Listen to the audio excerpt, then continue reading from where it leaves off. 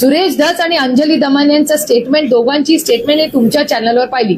संदीप क्षीरसागर तर वारंवार म्हणतायत की कृष्णा अंधाळेचा CDR द्या आणि हा कृष्णा अंधाळे असा गायब होतोच कसा. 7वा खुनी गायब आहे आणि हे सगळे को कॉन्स्पिरेटर्स आहेत आणि ह्याचा डेटा तुमच्याच चॅनलवर मी पाहिलेला आहे की सुरेश धस, अंजली दमानियांनी CDR दाखवलेले आहेत. त्याची माहिती बाहेर आलेली आहे की विष्णू चाटे, सुदर्शन घुले, वाल्मिक कराड जेव्हा हा खून, ही क्रूर हत्या चालली होती तेव्हा यांनी फोन, व्हिडिओ कॉल हे वाल्मिक कराडांना केलेले आहे. वाल्मिक कराड यांनी हा फोन ठेवून, तो फोन ठेवल्या स्वतःच्या फोनवरनं त्यांनी धनंजय मुंडेंना फोन केलेला आहे.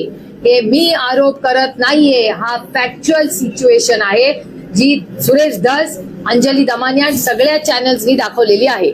तर जर विष्णू चाटे, सुदर्शन घुले, वाल्मिक कराड आणि धनंजय मुंडे हे त्याच अर्ध्या तासात एकामेकाला व्हिडिओ आणि फोन कॉल्स करत होते, याचा अर्थ काय काढायचा आम्ही?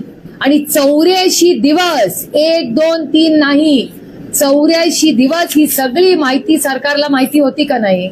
आणि मग हे मंत्री म्हणतात की मी आजारी आहे म्हणून मी राजीनामा घेतलाय आणि हीच ती नैतिकता.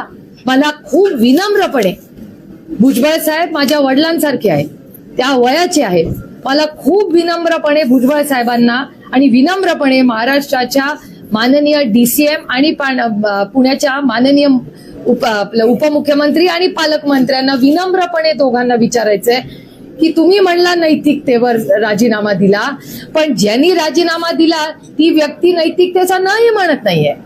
ते म्हणतात मला बरं नाहीये म्हणून. मग आम्ही खरं काय समजायचं? अहो हताश आहे हा राज्य, सुन्न झाली आहे जनता, शॉक मध्ये आहे. मला जो कार्यकर्ता सहकारी भेटलाय तो पक्षाचा नाही हो, तो माणूस आहे पहिला.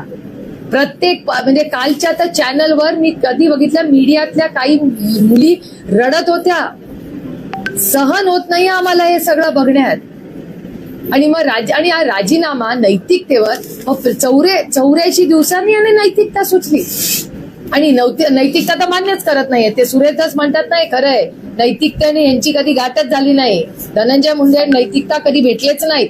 हे जे सुरेश धसांचं स्टेटमेंट आहे ना ते खरंच योग्य आहे.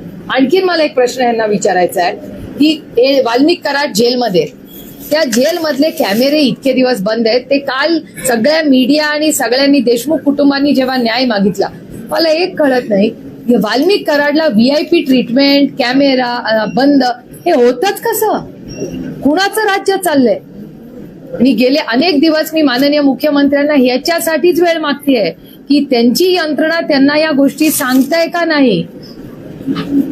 आज या राज्यात चाललंय तरी काय? एक हत्या होते हो, अवधा कंपनी, एक्स्टॉर्शन हा PMLA मध्ये म्हणजे ED आणि CBI लागू झाली पाहिजे होती आतापर्यंत. अवधाच्या केसमध्ये, अवधाच्या केसमधल्या मीटिंग झाल्या कुणाच्या घरी?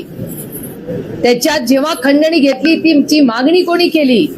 हे सगळं या राज्याला कळलं पाहिजे. मी स्वतः पीक विम्याबद्दल जेव्हा दिल्लीमध्ये पार्लमेंटमध्ये बोलले, त्या पार्लमेंटमध्ये शिवराज सिंग चौहान साहेबांनी ऑन रेकॉर्ड सांगितलंय की मी पीक विम्याच्या घोटाळ्याचा, ज्याचा उल्लेख संदीप क्षीरसागरांनी केला, रोहित पवारांनी केला, जितेंद्र आव्हाडांनी केला, सुरेश धसांनी केला, अंजली दमानियांनी केला. आणि ते अजित पवारांच्या पक्षाचे सोळंकी ना, त्या सोळंकी प्रकाश भाऊ सोळंकीनी पण त्याचा उल्लेख केला. अहो नमिता मुंदडांनी पण केला.